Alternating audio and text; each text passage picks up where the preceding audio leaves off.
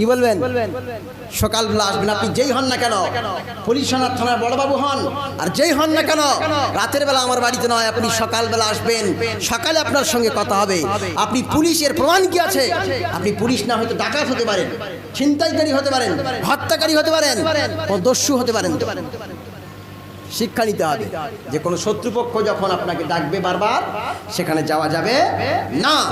এরপরে 2 নম্বর শিক্ষা হচ্ছে কোনো অন্যায়ের সঙ্গে আপোষ করা যাবে। কথা বলবেন তো? হযরত হোসাইন কি শিখিয়ে গেছেন?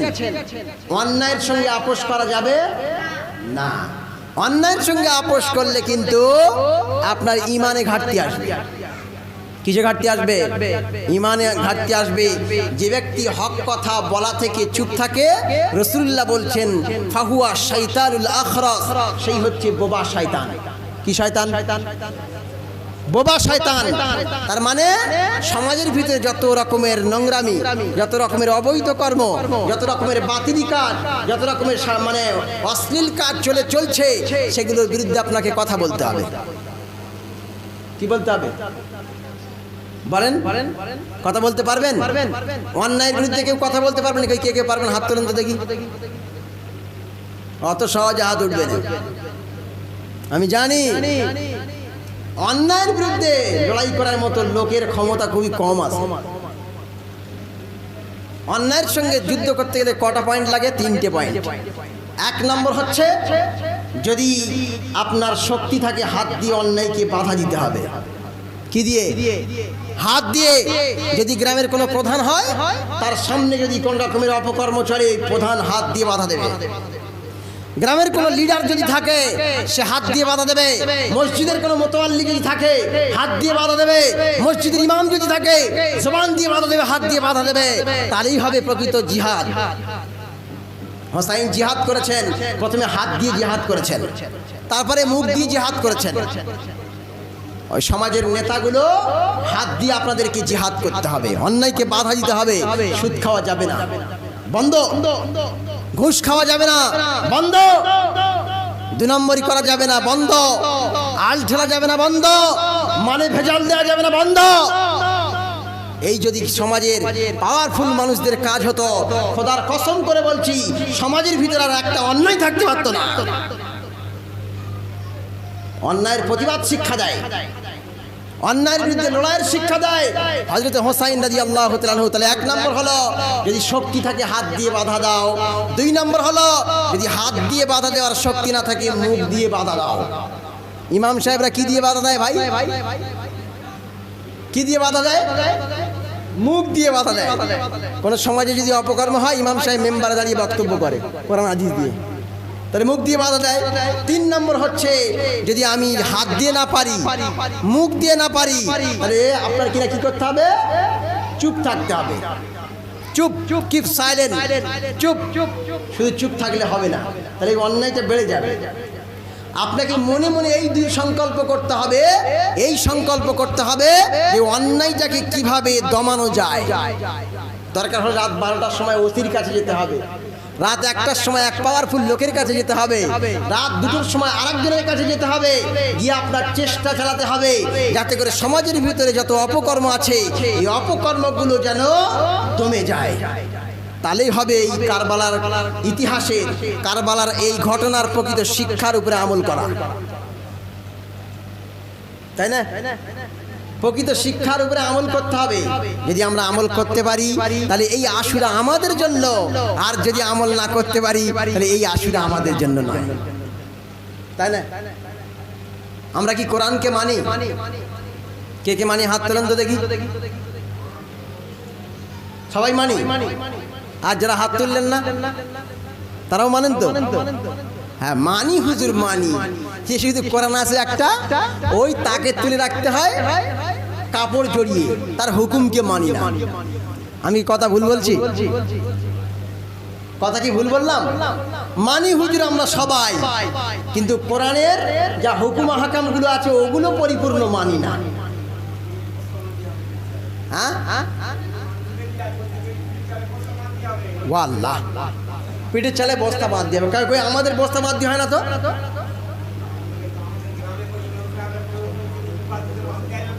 ও মার্কা বাদে দেয় না, কিন্তু আমার এলাকা থেকে কয়েকজন লোক এসছে, ওদের জিজ্ঞেস করে নেন। আমার বক্তব্য যদি অনলাইনে থাকে দেখে নেবেন। কমিটি কেন? কমিটির ওপরে আমার পাওয়ার।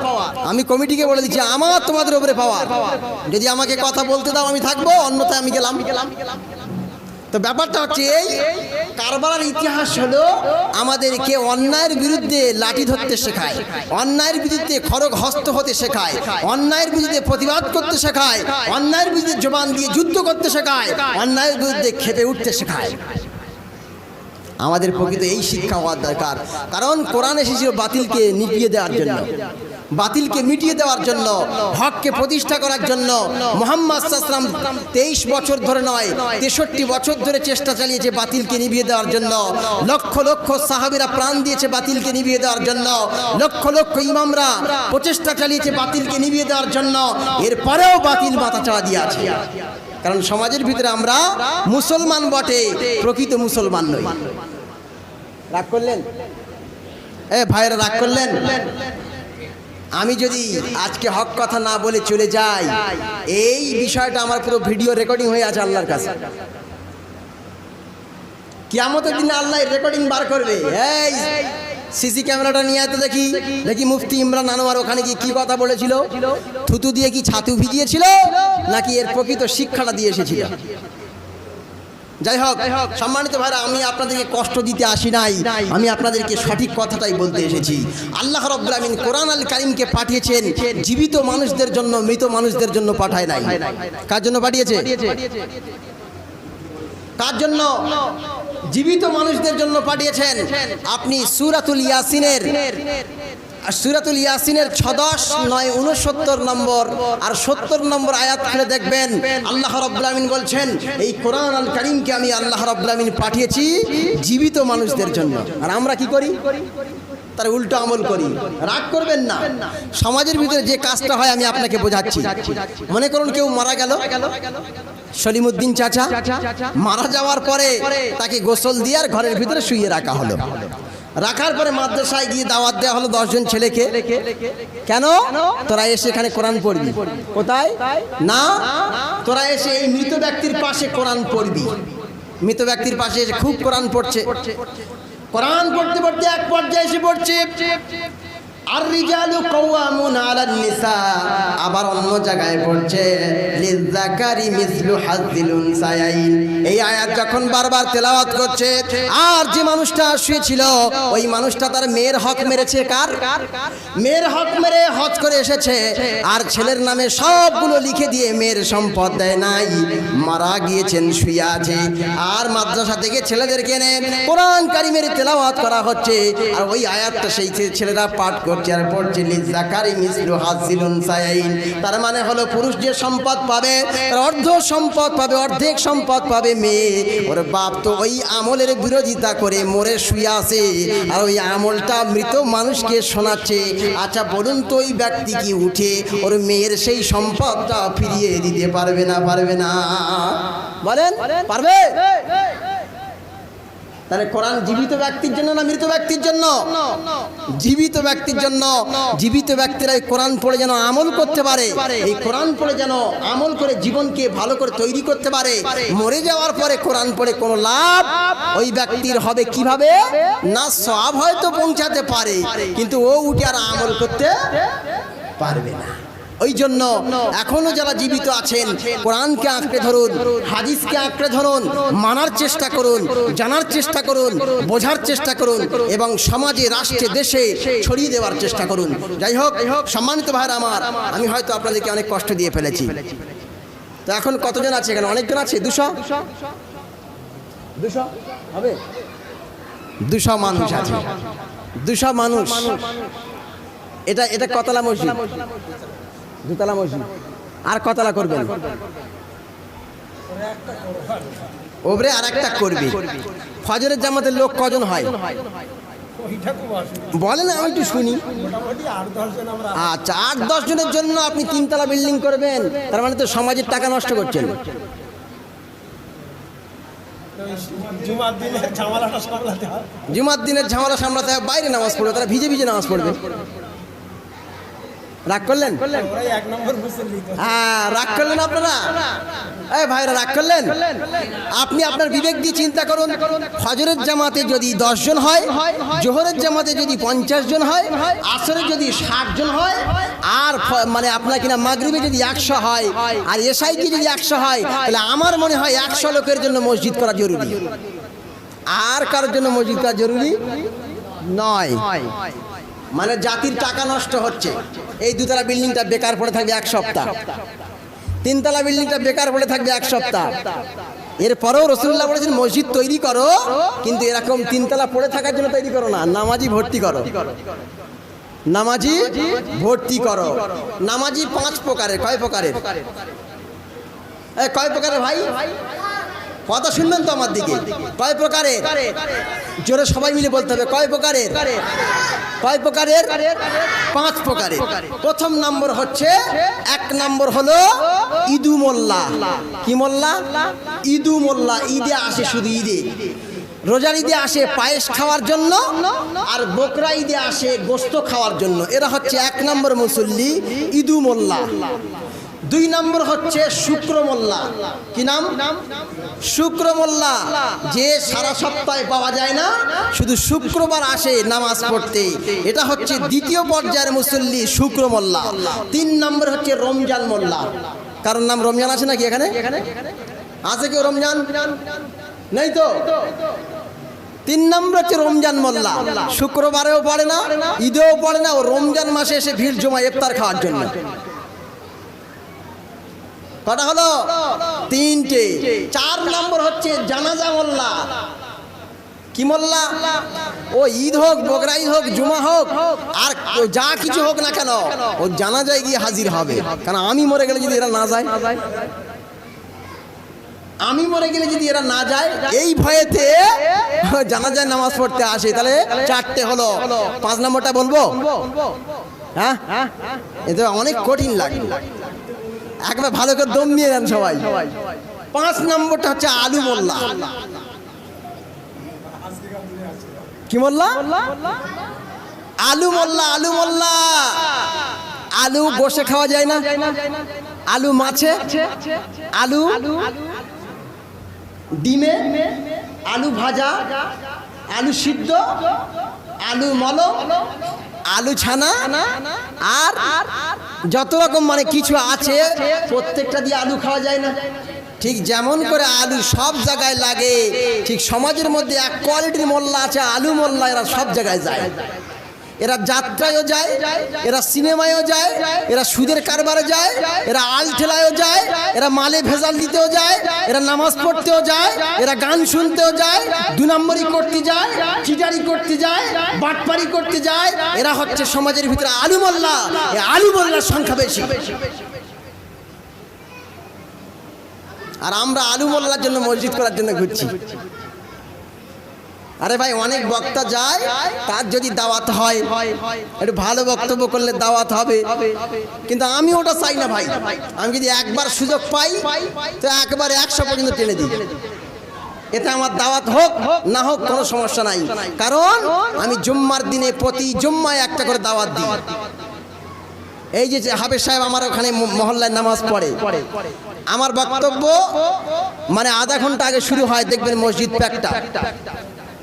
একটা পয়েন্টে কথা হবে, একটা পয়েন্টে, টু দা পয়েন্টে, একটা পয়েন্টে কোরআন এবং হাদিস দিয়ে একটা পয়েন্টে কথা হবে, বেশি পয়েন্ট হবে না, একটা পয়েন্ট। তাহলে আমার অন্য জায়গায় দাওয়াত হোক আর নাই বা হোক, কোনো যায় আসে না, একটাই দাওয়াত জারি থাকবে, মেম্বার থেকে সেই দাওয়াত জারি থাকবে ইনশাআল্লাহ। যাই হোক, বলেন। হ্যাঁ বলেন, প্রশ্ন বলেন। যে ওই গিয়ে ওই দোকান থেকে খাবারটা কিনে নিয়ে আয়, ওটা আপনার আব্বার হুকুম না? হুকুম কিনা? আপনার আব্বার হুকুম মানা কি জরুরি না? জরুরি। তা আমি সবের কথা দূরে রাখছি, আল্লাহর হুকুম হচ্ছে নামাজ। আল্লাহ অর্ডার করেছেন, আল্লাহ নামাজ পড়ার হুকুম দিয়েছেন, নামাজ পড়তেই হবে। সব তো দূরের কথা, সবের কথা আমি বলবোই না। তো আল্লাহর হুকুম পালন করতে হবে।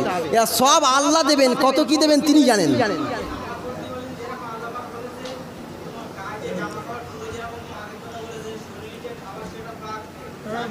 এই দেখেন ও পয়েন্টে গেলে আমার তো এক একটা দিনে এক একটা বক্তব্য করতে হবে। এক একটা দিনে এক একটা পয়েন্ট বলতে হবে, যে জায়গা পাক, শরীর পাক, বস্ত্র পাক, সতর ঢাকা, নিয়ত করা, ওয়াক্ত হওয়া, এ তো সব ফরজ ব্যাপার। এগুলো বলতে তাহলে নামাজের মাসলা শেখাতে হবে। যাই হোক, আমাদের বলতে হবে আপনাদের ইমাম সাহেব কোথায়? ইমাম সাহেব, আমাদের ভাই ভাইয়ের ঝামেলা নিয়ে আলোচনা হচ্ছে, আমি যদি প্রধানমন্ত্রী নিয়ে আলোচনা করি আর কথা কেউ বলবেন না। বাস ভাই, ঠিক আছে, ওকে ওকে। এই দেখেন, একটা বক্তা আসে 2 ঘন্টা কথা বলতে, তা ইসলাম এসেছে কোটি কোটি বিষয় নিয়ে, তাহলে 2 ঘন্টা কি কোটি কোটি বিষয় বলা সম্ভব? সম্ভব কি বলেন? আমি ও সব বাদ দিলাম, শুধু জায়গা পাক নিয়ে বক্তব্য করবে 1 ঘন্টা। আপনি বললেন কই হুজুর 70 টাকা বক্তব্য করলেন না তো? তাহলে ইসলাম হচ্ছে একটা বড় সমুদ্রের মতো। আপনার যদি কোনো জরুরি কিছু শেখার দরকার হয়, ইমামের কাছে আসুন, যে হুজুর আমি এটা জানি না, আমাকে একটু বলে দেন। হুজুর এটা জানি না, একটু বলে দেন। হুজুর এটা করলে কতটা সওয়াব আছে, হুজুর এটা করা কেমন, এটা কি ফরজ না সুন্নাত? আপনার হুজুর কি বলবে না? আপনার ইমাম সাহেব কি জন্য রেখেছেন তাহলে? সে তো বলার জন্যই আছে, শেখানোর জন্যই আছে, বোঝানোর জন্যই আছে, মানুষকে নামাজের জন্য ডাকার জন্যই তো আছে, তাই না? এবার রাগ করলে হবে না, উনি ওনারটা বলেছে, ওনার মতে যা লেগেছে তাই। যাই হোক, আমি যে কথা বলছিলাম যে নামাজি অনেক কোয়ালিটির, সব কোয়ালিটি বাদ দিয়ে আল্লাহ যেন আমাদেরকে 5 ওয়াক্ত নামাজি বানিয়ে দেন। সবাই বলেন আল্লাহুম্মা আমিন। আর একবার জোরে বলেন আল্লাহুম্মা আমিন। আপনাদের ইমাম সাহেবকে বিভিন্ন রকমের ভূমিকা পালন করতে হবে। আমার মসজিদে যদি কোনো 8 বছর থেকে আর 18 বছর পর্যন্ত কেউ নামাজ পড়ে, যে সবচাইতে বেশি নামাজ পড়বে ঈদের দিনে তাকে সাইকেল দেওয়া হবে। তো এরকম করেছেন আপনারা? নামাজি বাড়বে কি করে? করেছেন আপনারা? আমার মসজিদে, আমার বলতে ভুল, আমাদের মসজিদে, আমি যে মসজিদে নামাজ পড়াই, এরকম ছোট্ট ছোট্ট বাচ্চারা যত যাবে পুরো 5 ওয়াক্ত নামাজে একবার করে একটা করে লজেন্স দেওয়া হবে। আপনারা দিয়েছেন? কই দিয়েছেন আপনারা বলেন? না দেয়নি। তাহলে আপনাদের ইমাম সাহেবকে ভূমিকা পালন করতে হবে, যে কিভাবে মসজিদের মুসল্লি বাড়াতে হবে, কিভাবে মসজিদের মুসল্লিদেরকে বাড়িয়ে নিজে ভিতরে এক মসজিদের ভিতরে আনতে হবে, তাহলেই তো ইসলাম আস্তে আস্তে এগিয়ে যাবে। আর আপনারা যদি শুধু ইমাম সাহেবদের কাজে দিতে থাকেন, তারা আর ডাকবেই না। নামাজ পড়ার কথা বললে অনেকে গাল দেয়, তো আমার তা কোনো সমস্যা? ও গাল দেবে, আমার সওয়াব কেটে চলে আসবে, ও গাল দেবে, আমার সওয়াব কেটে চলে আসবে, কোনো সমস্যা নেই ভাই। আমি আপনাদেরকে বলছি, আপনি যদি সুন্নত না পড়তে পারেন কোনো সমস্যা নেই, আপনি যদি নফল নামাজ পড়তে পারেন কোনো সমস্যা নেই, আপনি অন্তত ফরজটা পড়ুন। ফজরের 2 রাকাত পড়ুন, জোহরের 4 রাকাত পড়ুন, আসরের 4 রাকাত পড়ুন, মাগরিবের 3 রাকাত পড়ুন, আর এশার 4 আর 3-এ 7 রাকাত পড়ুন। আপনারা আর নামাজ পড়ার জন্য আমরা জরুরিভাবে বলবো না। কথা বুঝতে পারছেন ভাই? আল্লাহর হুকুম এটা, আল্লাহর হুকুম। আল্লাহ বলছেন দিস ইজ মাই অর্ডার। এই অর্ডার মানতে হবে, এটা অর্ডার মানতে হবে। মমতা ব্যানার্জি অর্ডার দিল সবাই মাস্ক পরে ঘুরবে। কোনো চাচা তো আর বাইরে মাস্ক ছাড়া ঘুরছে না, কোনো চাচা তো আর বাইরে মাস্ক ছাড়া ঘুরছে না। তাহলে একটা মুখ্যমন্ত্রী যদি হুকুম জারি করে যে মাস্ক ছাড়া ঘুরলে তার ফাইন এইরকম, আল্লাহ রাব্বুল আলামিন হুকুম জারি করেছেন, পৃথিবীর মানুষ তোমরা যদি নামাজ না পড়ো তাহলে তোমাদেরকে জাহান্নামে যাওয়া লাগবে। এটা কি কেউ জানে না? তাহলে আমরা কি করি? আল্লাহর চেয়ে তো মমতা ব্যানার্জির হুকুমকে বেশি বিশ্বাস করি, তাই না? আচ্ছা ঠিক আছে, ভালো কথা। আপনি আপনার আমল নিয়ে উঠবেন, আমি আমার আমল নিয়ে উঠবো। লা তাজিরু ওয়াজিরাতুম বিজরা উখরা, কেউ কারোর বোঝা বহন করবে না। যাই হোক, আল্লাহ রাব্বুল আমিন যেন আমাদেরকে নামাজ পড়ার তৌফিক দেন। সবাই বলেন আমিন। আচ্ছা, নামাজ পড়ার কথা বললাম, নাকি রাগ হলো? এ ভাই রাগ করেছেন?